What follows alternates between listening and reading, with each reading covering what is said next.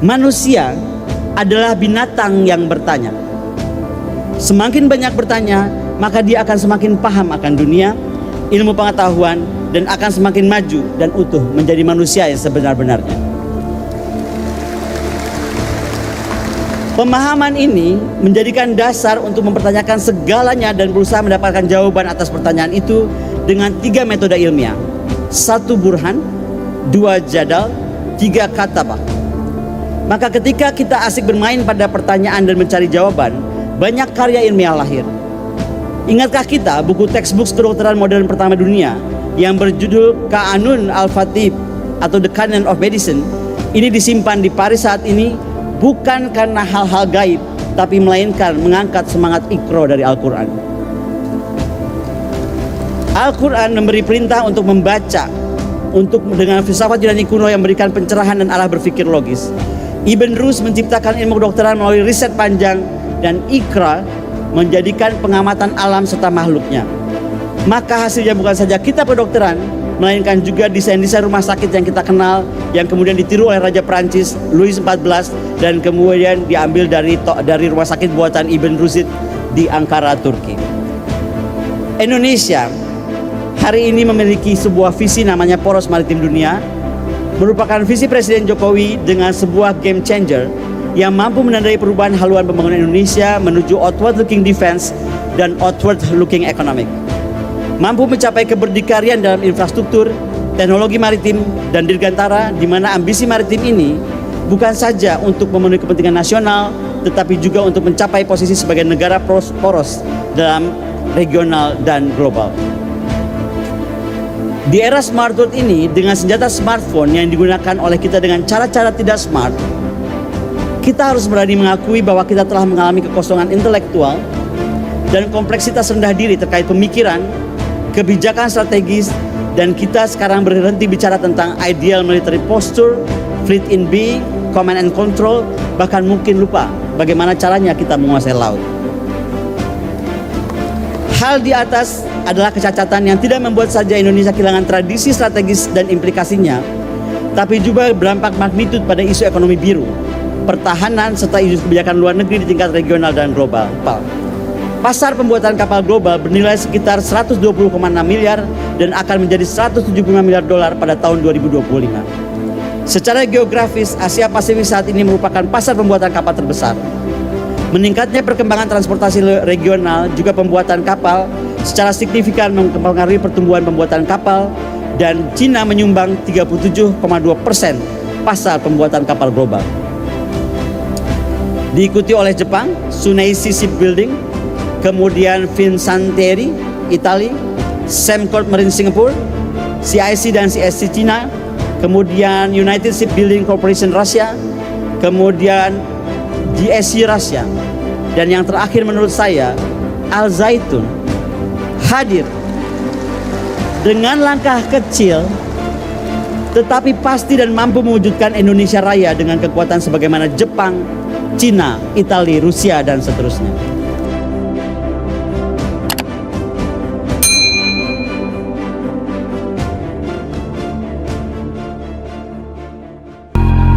Assalamualaikum warahmatullahi wabarakatuh.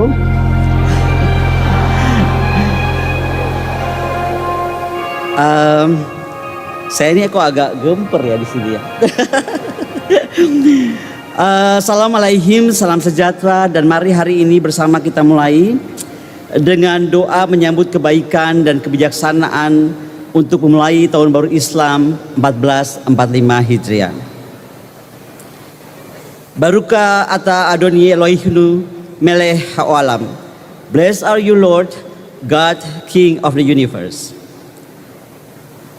Yang terhormat Syekh Panji Gumilang bersama jajaran petinggi, pemikir, pengajar, semua murid pesantren Al-Zaitun, dan hadirin tokoh sekalian yang dimuliakan Allah. Sebelum memulai sambutan peringatan 1 Syuro bertemakan toleransi, perdamaian, persatuan untuk menuju kebangkitan Blue Economy Indonesia Raya ini, izinkan saya menyatakan bahwa kehadiran saya di tengah Syekh dan hadirin sekalian adalah untuk menjalankan tugas kami sebagai guru dan pendidik. Bersama saya hadir Dr. Siddhartha Tahmutar, dosen Sekolah Tinggi Ilmu Kepolisian PT IKA, Dr. Ade Muhammad, dosen Universitas Pertahanan, yang telah diberi kesempatan emas untuk melihat dan menyaksikan dengan bangga galangan kapal serta seluruh perangkat terwujudnya ekonomi biru, ekonomi semi biru yang diwujudkan dalam bentuk kerja nyata, bukan sekedar kata dan wawancara, oleh Al Zaitun dengan segala kemandirian dan keberdikariannya. Mazel tov, Syekh. Bersama saya juga, saya didampingi oleh Habib Dullah Al-Kaf. Beliau adalah pendamping dari guru saya, Abah Lutfi dari Pekalongan, yang kebetulan tidak bisa hadir pastinya karena juga ada acara di sana. Silakan berdiri, Pak Habib.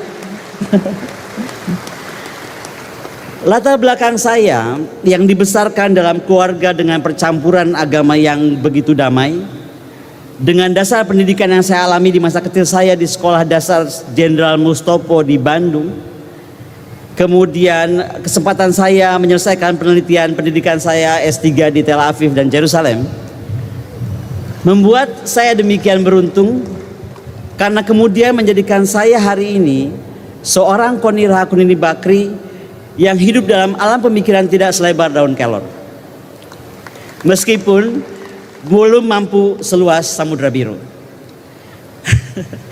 dan itulah mengapa saya berdiri di sini dengan hadirin dan pimpinan Al Zaitun untuk sebenarnya turut belajar memetik pengetahuan dan kebijaksanaan yang bisa saya petik. Bukankah Nabi Muhammad pernah berkata, kita mampu dan harus mampu menimba ilmu hingga ke negeri Cina. Daripada saya pergi ke Beijing jauh-jauh, izinkan saya datang ke Indramayu dulu sajalah.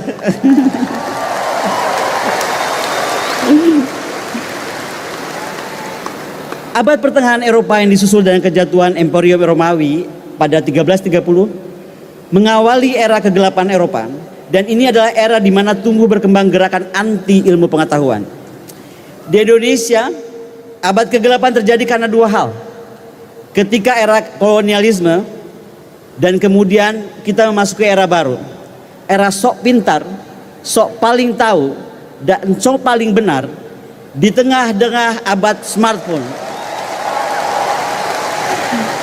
yang berada di tangan 6,48 miliar penduduk dunia dengan pertumbuhan penjualan 5% per tahun, dan urutan aktif smartphone user pertama Cina, kedua India, ketiga Amerika, keempat Indonesia, kelima Rusia, dan keenam Jepang. Pertanyaannya, mengapa Cina, India, Amerika, Jepang menjadi semakin maju, kreatif, inovatif, dan bijaksana dalam penggunaan smartphone, sementara silakan nilai sendiri kemunduran tata pikir, tata adab, dan kebijaksanaan kita melalui smartphone di tangan kita. Yang terhormat Syekh Panji Gumilang bersama jajaran petinggi pemikir, pengajar, semua tokoh pesantren Al Zaitun, dan hadirin sekalian yang dimuliakan Allah. Pada awal ke-8 dimulai sebuah gerakan dari dunia Arab yang kala itu baru masuk pada era Bani Abbasiyah di abad 6 dan 7 sebelum Masehi, dengan program dibiayai negara untuk translasi naskah-naskah Yunani kuno dengan gerakan Geraeko.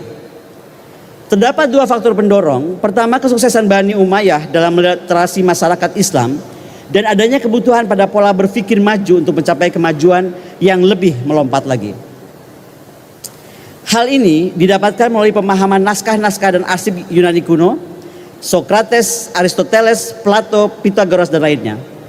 Kaum pelajar Islam seperti Al-Farabi, Ibnu Sina, Ibnu Rus, Al-Jabar, dan lainnya sangat menggandrungi cara berpikir para pemikir kuno Yunani. Bahkan mereka tidak segan mengakhiri mereka dan meyakini mereka sebagai pengikut Plato dan menamai diri mereka Neoplatonik. Banyak sajak lagu diciptakan dan pengetahuan diciptakan. Prinsipnya adalah satu: manusia adalah binatang yang bertanya. Semakin banyak bertanya, maka dia akan semakin paham akan dunia, ilmu pengetahuan, dan akan semakin maju dan utuh menjadi manusia yang sebenar-benarnya. Pemahaman ini menjadikan dasar untuk mempertanyakan segalanya dan berusaha mendapatkan jawaban atas pertanyaan itu dengan 3 metode ilmiah. 1 burhan, 2 jadal, 3 katabah.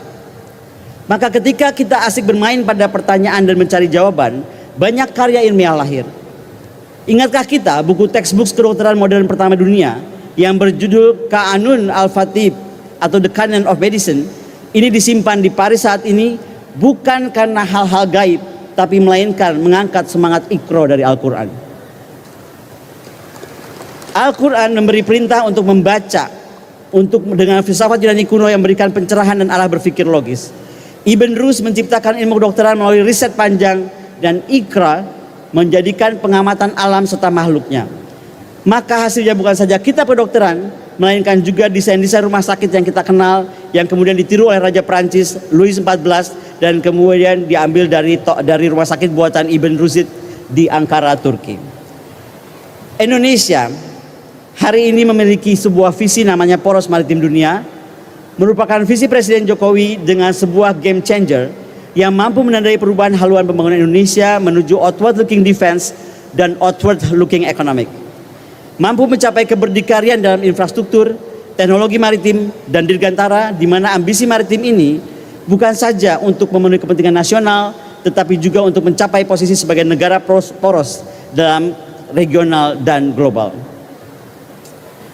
Di era smart world ini, dengan senjata smartphone yang digunakan oleh kita dengan cara-cara tidak smart, kita harus berani mengakui bahwa kita telah mengalami kekosongan intelektual dan kompleksitas rendah diri terkait pemikiran, kebijakan strategis, dan kita sekarang berhenti bicara tentang ideal military posture, fleet in being, command and control, bahkan mungkin lupa bagaimana caranya kita menguasai laut.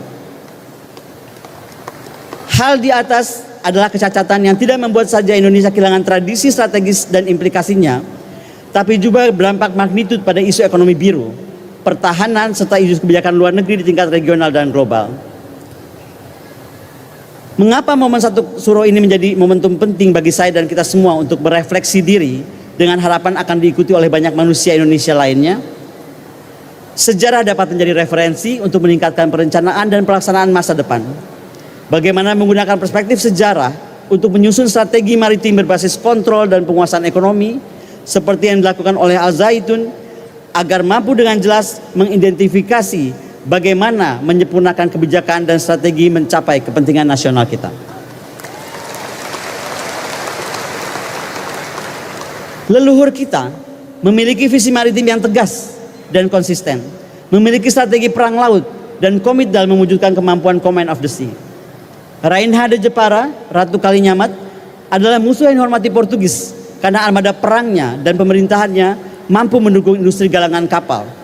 Dengan satu, menyediakan analisa tentang tren ekonomi, jalur perdagangan, kemudian memfasilitasi kontrak dengan aktor ekonomi dagang, mengembangkan industri biru dengan analisa informasi, dan menyesuaikan persyaratan-persyaratan yang diperlukan. Kejayaan kerajaan Gowa yang berlangsung dari zaman Raja Gowa Karaeng Tumaparasi Kalona hingga zaman Raja Gowa Sultan Hasanuddin di tahun 1669 menjadi kerajaan maritim besar selama 149 tahun. Kemudian di puncak kejayaannya ditopang oleh sebuah kebudayaan besar maritim. Di dalamnya ditemukan filsafat maritim, tradisi maritim, nyanyian laut, undang-undang kelautan, mitologi kelautan, astronomi, astrologi, seni, arsitektur, benteng, dan seterusnya. Kemudian Perang Makassar dicatat sebagai perang laut terbesar dalam sejarah CVOC, di mana kemudian ditandatangani perjanjian Bungaya yang isinya antara lain orang Bajo bukan lagi rakyat Goa tapi menjadi anggota VOC. Raja Goa harus memerintahkan rakyatnya pindah dari pesisir ke pedalaman. Raja Goa harus melarang rakyatnya mencari nafkah di laut. Rakyat Goa hanya boleh berlayar ke daerah yang diizinkan oleh VOC. Tonase kapal harus diturunkan, tidak boleh melampaui 50 ton, kemudian 30, kemudian 10 ton. Apa yang saya ketemukan di dalam kunjungan saya bersama Syekh Panji Gumilang kemarin di galangan kapal Al-Zaitun, menurut saya adalah membuktikan bahwa masih bersembunyi semua semangat leluhur kita dalam aliran-aliran yang sewaktu-waktu muncul sebagai gerakan-gerakan sosial yang berskala kecil tetapi dapat menjadi masif kalau kemudian diikuti oleh yang lainnya. Yang terhormat saya Panji Gumilang bersama jajaran petinggi, pemikir, pengajar, semua tokoh di pesantren Al-Zaitun, dan hadirin yang saya muliakan. Mari kita sekarang berbicara tentang keberdikarian industri galangan kapal. Pasar pembuatan kapal global bernilai sekitar 120,6 miliar dan akan menjadi 175 miliar dolar pada tahun 2025. Secara geografis, Asia Pasifik saat ini merupakan pasar pembuatan kapal terbesar. Meningkatnya perkembangan transportasi regional juga pembuatan kapal secara signifikan mempengaruhi pertumbuhan pembuatan kapal, dan Cina menyumbang 37,2% pasar pembuatan kapal global. Diikuti oleh Jepang, Tsuneshi Shipbuilding, kemudian Fincantieri Italia, Sembcorp Marine Singapore, CIC dan CSC Cina, kemudian United Shipbuilding Corporation Russia, kemudian GSC Russia, dan yang terakhir menurut saya, Al Zaitun hadir dengan langkah kecil tetapi pasti dan mampu mewujudkan Indonesia Raya dengan kekuatan sebagaimana Jepang, Cina, Italia, Rusia, dan seterusnya. Tugas kita semua hari ini jauh lebih ringan. Tidak harus berperang memimpin armada laut menghadapi musuh di samudera seperti leluhur-leluhur mulia kita, dan untuk melawan persepsi dan pengkerdilan bangsa maritim. Mari kita sekarang melawan hal itu dengan mengembalikan marwah leluhur dan mewujudkan kedikdayaan Indonesia sebagai negara poros maritim dunia. We need the maritime doer, so enough maritime talker.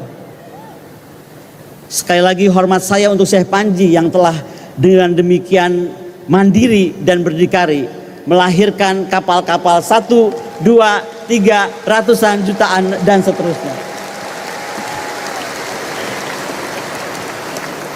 Membangun secara nyata kekuatan maritim mencakup aspek keberdikarian dalam politik, ekonomi, teknologi, sosial, budaya, keamanan, pertahanan sesuai poros maritim dengan sehormat-hormatnya telah dan dimulai dilakukan oleh Al Zaitun. Ibn Rus, Ibn Sina, Al-Jabar dan lainnya mengantarkan umat Islam pada era keemasan melalui cara non-perang, apalagi perang agama, tetapi melalui pencapaian ilmu pengetahuan yang dikombinasikan dengan perdagangan. Maka saya bersama tim dari Jakarta dan dari Pekalongan yang hadir kemarin di galangan kapal atas perintah dan restu Kepala Staf Angkatan Laut dan Panglima TNI, demikian berbesar hati melihat kembali adanya neoplatonik dari masyarakat Islam kembali lahir di bumi Indonesia, di debur ombak pantai Indramayu, di tengah rindang kebun sayur dan peternakan damai Al Zaitun.